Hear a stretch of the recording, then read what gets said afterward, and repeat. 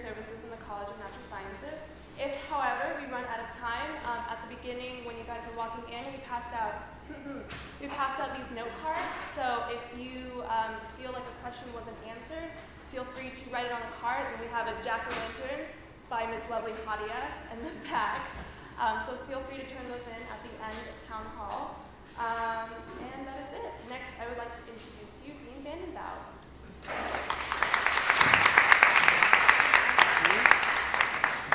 All right, many thanks.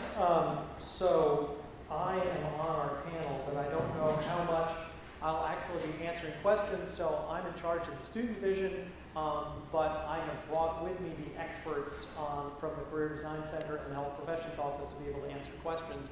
I did want to just point out a couple of these things again. We had some questions that had kind of been brainstormed from students beforehand. Feel free to take inspiration from these.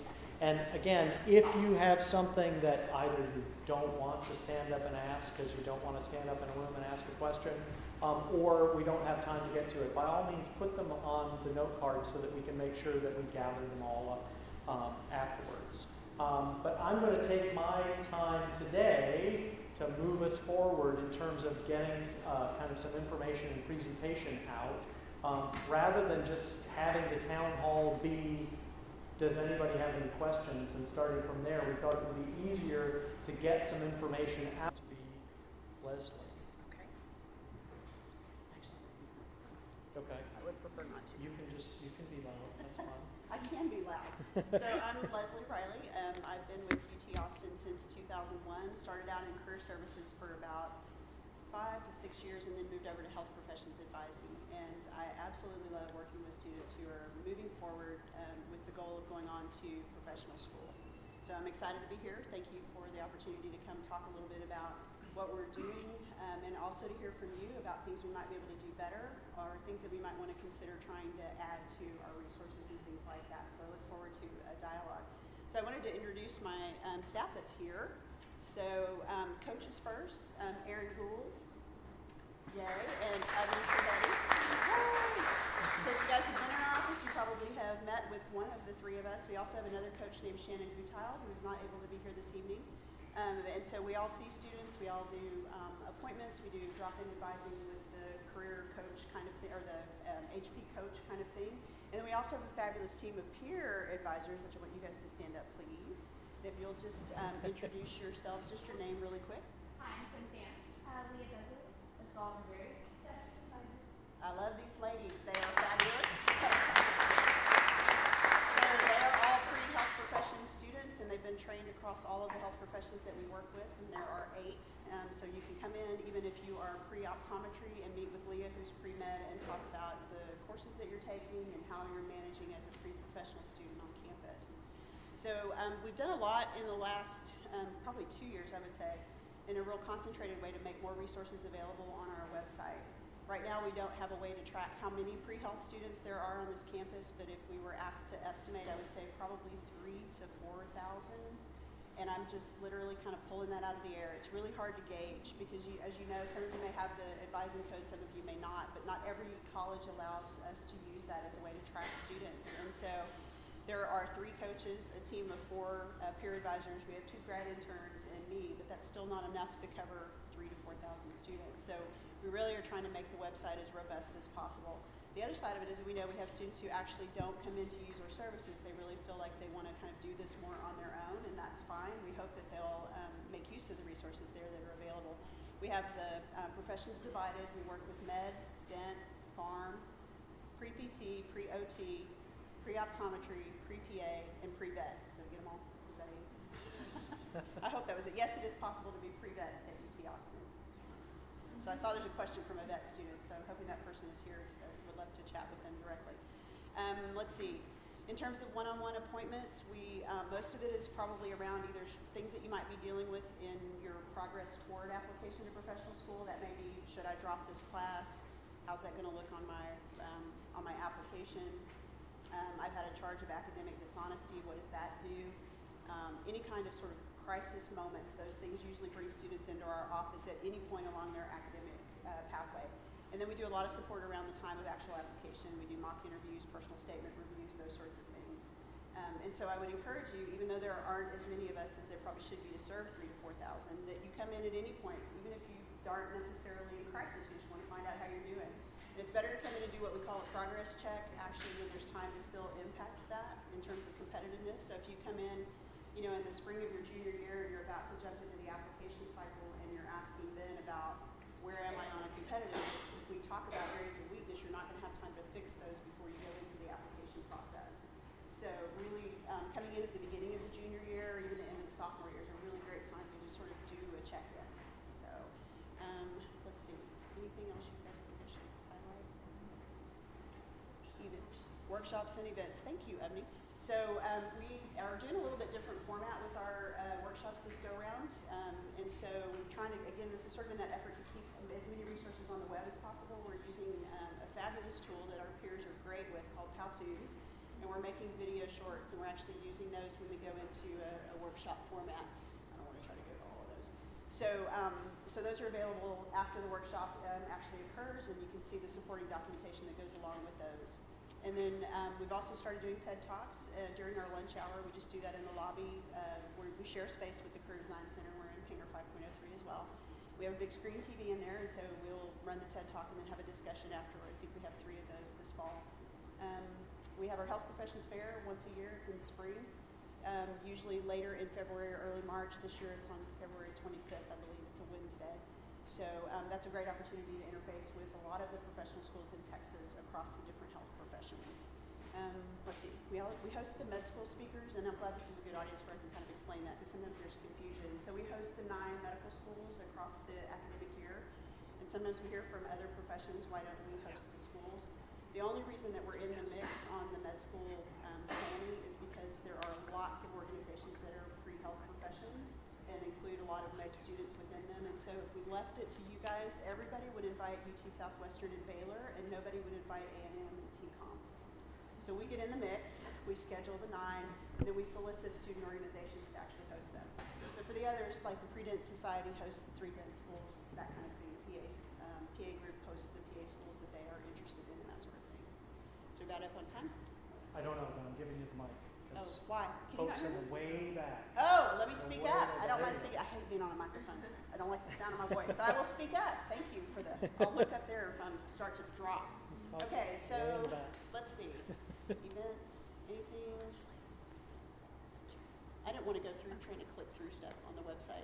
There's a lot of information in there within the different health professions pages. If you click on your particular profession, like pre-med or pre-optometry, there are resources specific to you. We have prerequisite courses. We work with the schools. That's one of the main functions that Erin serves in the office, is making sure that we're up on prereqs. And I will tell you that's an overwhelming job.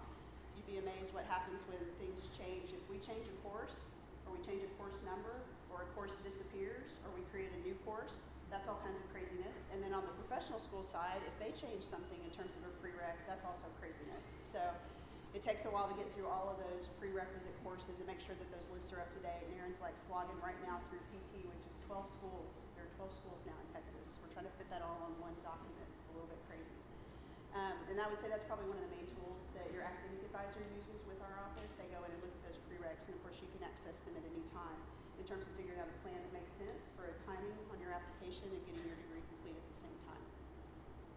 All right, so we had 2 extra people join us, which you get to be introduced if you guys don't mind standing up really quick. So if you guys have visited the office, there's a good chance that you've seen these 2 young ladies, Patty Gaston and Debbie Gandy. Patty runs our front desk. We'd be lost without her. And Debbie keeps this all straight administratively and takes really good care of our student workers. So, okay, I think I'm going to quit talking. I feel like I've talked a lot. I said a lot really fast. But I'm good for questions when we get to that point. But we're going to hold up on the questions till Okay, we till we get to hear that from point. Ruth. All right. So.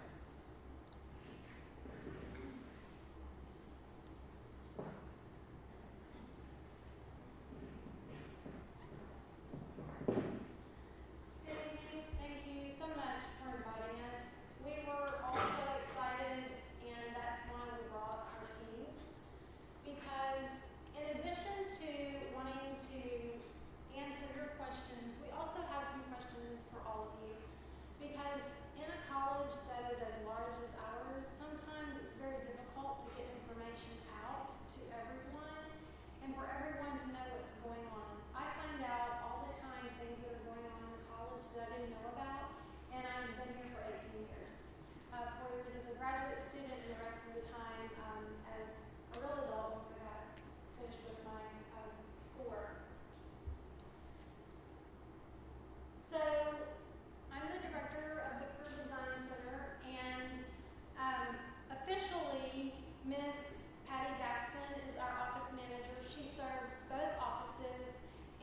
she works with our office with the business end of things in terms of paying bills, making sure that we don't run out of money, and that we use appropriate types of money.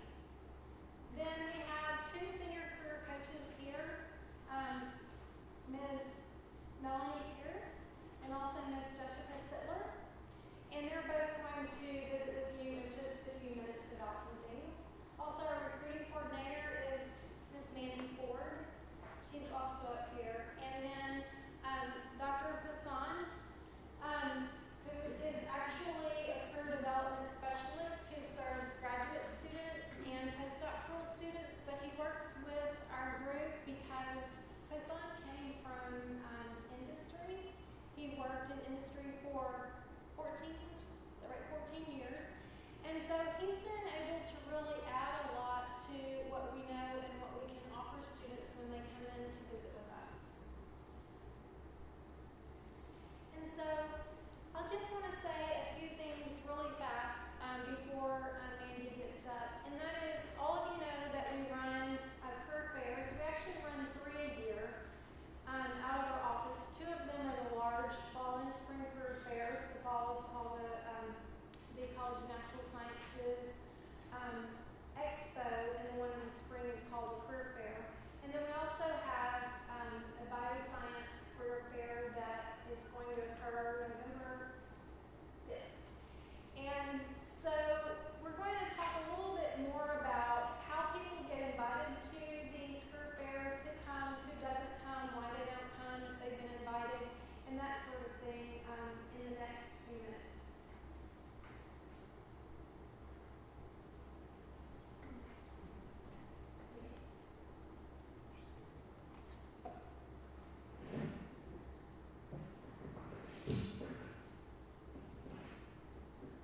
Hi everyone, I'm Mandy Ford. I'm the recruiting coordinator for the Career Design Center. If you've done an on-campus interview, you've likely seen my name in a lot of emails. I apologize for the spam. So real quick, I'll just kind of go over the process of recruiting from the employer side and what they're looking at and how it happens on campus. So companies want to hire our CNS students. We have a great batch of students. We have a lot of great skills. You all know that because you are those students. They post jobs on ScienceWorks, which is specific to the College of Natural Sciences student population. Generally, it's currently enrolled students and then accessible to alumni up to 6 months after they've graduated. What can I do?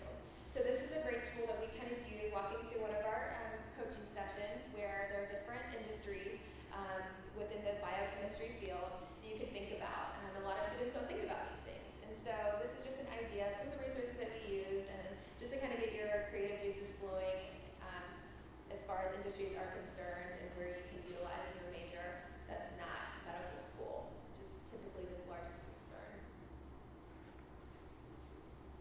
Okay, I'm done.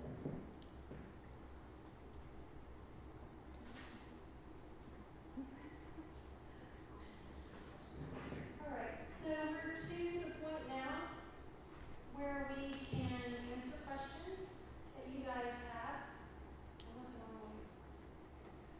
Okay, we're just going to open it up now for questions. And I don't have any on here other than a question about what is the Natural Sciences Career Expo look like, the CS Career Expo. So we're ready at this point to answer your questions. You have some? Yeah, let's hear it. Yes, in the blue shirt. My question is the university looking into a program that funnels students into the Dell Medical School? No. I can answer that. Not at the moment, no. And one reason is it's going to be a very tiny school. There are not a whole lot of students in those classes, and it's, you know, They actually need to get their feet under them and get established. Yeah. I wouldn't say we'd rule anything out as a possibility, but there aren't currently plans in the works. they're focused on getting it there. They haven't even hired their student affairs dean, and their initial accreditation happens on January 15th or something like that, and then they'll reaccredit when they graduate their first class, but they're only taking 50 students, and unfortunately, we have gotten no insider information. Like, can't y'all help us out? We're part of y'all. They are not sharing information right now. So I would imagine we'll get a major influx of information in early spring. But people are really excited, but I am not holding out hope that they will hold all of their seats for UT Austin students. Yeah. This is for Dr. Franks. We're talking about the CNS 309 course. I tried to sign up for that last semester, and I looked at it again this semester, and it's been canceled. Right. So, okay, I'm glad you brought that up because it was actually canceled. Are you the person who sent an email to me recently? Someone sent an email to me. That was you. Okay. So it was canceled in the fall. It was canceled summer and fall because we were preparing for CNS 101. And just as the NSC 109 course was. And one thing I wanted to ask tonight is if there were enough people interested in the course in the spring, I can turn it back on with one phone call if people are interested. And so, I don't know, would you guys just maybe email me if you are interested? Because the whole CNS 101 cycle has changed a little bit from what it was going to be earlier. And so because of that, there is some room to teach a course in the spring, and we just need to know whether or not people are interested. And I would just say, I think that's true in general. One of the things that's always hard to decide to do is whether to offer classes which are not going to be in someone's degree, right? And so it's always like, will people actually want to take this course or not? It has a writing flag attached to it. Oh, there you go. Okay, so there's some motivation from the writing flag, but that's always a challenge. If you have a class, but it's just out there as random elective, not a lot of people have all kinds of endless random electives that they're trying to fill. That's not usually the challenge in getting your degree, is where in the world will I get my electives? So, and it's hard to figure out what demand is, but this is one of those places to say, yes, we would like such a class. I tried to sign up, but it was canceled.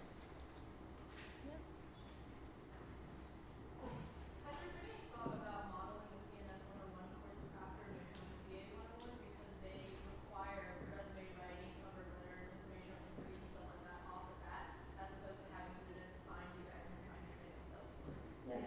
Well, we had actually both MSC 109 and MSC 309 have all those components to them. The MSC 109 course was originally supposed to do exactly that, and the content and methods for the course were changed by a faculty member for the last 2 years. And so it will now go back to being the typical professional development course that includes resume writing, cover letters, interviewing, and that sort of thing. Because the original intent was for it to be modeled after the McCombs course. So I'll throw in really quick on the CNS 101. I used to work in the College of Liberal Arts, and we also got this kind of question about, can you make me listen to my voice?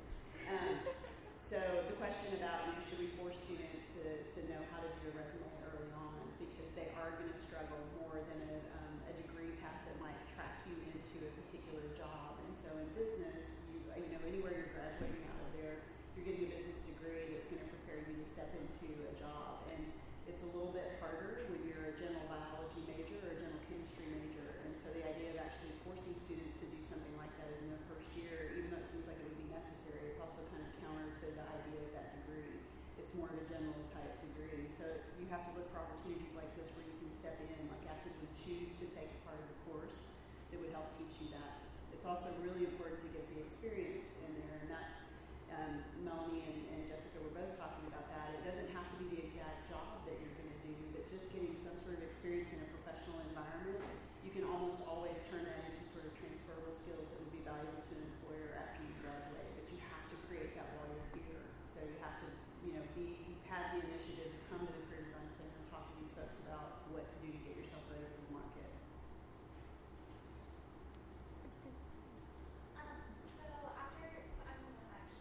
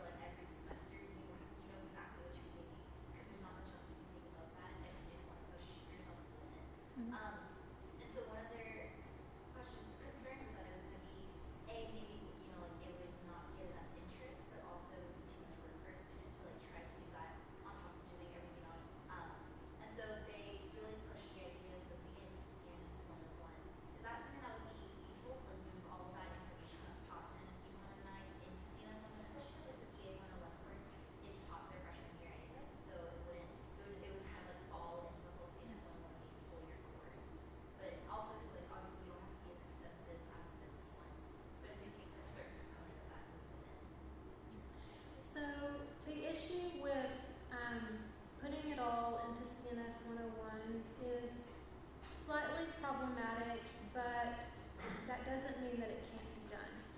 And so the reason that it's problematic is because we're talking about 100 sections of CNS 101. And so really in the 2 weeks or 3 weeks that are put aside for career services information, that's not enough time to cover all of that information. The other issue is that there are 4 of us, who have that information, and we wouldn't be able to go and teach each one of those 100 sections. But again, that's not to say that some hybrid model wouldn't be a possibility, or perhaps a portion of it flipped, where there would be a video for part of it and then some work on it in another way. But the main issue is, unless we can clone the people in the office, it would be sort of difficult to get us to all of those sections. But again, we're interested in talking about whatever you guys think would be best to meet your needs.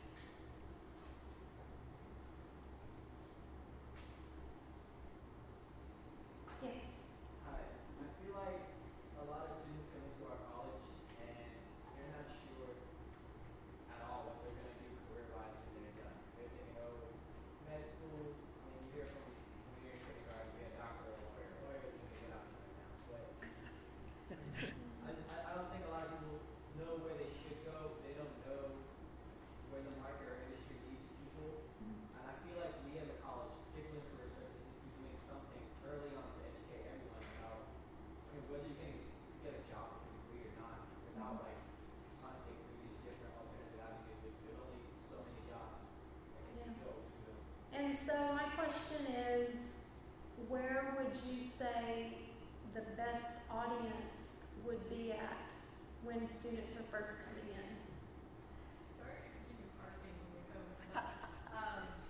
So part of the BA 101 course they teach is that all the different majors, directors from the different majors will come in and talk to BA 101 classes and then talk about what their career path is and like what the jobs you can get are outside of it. So that could be also integrated into there.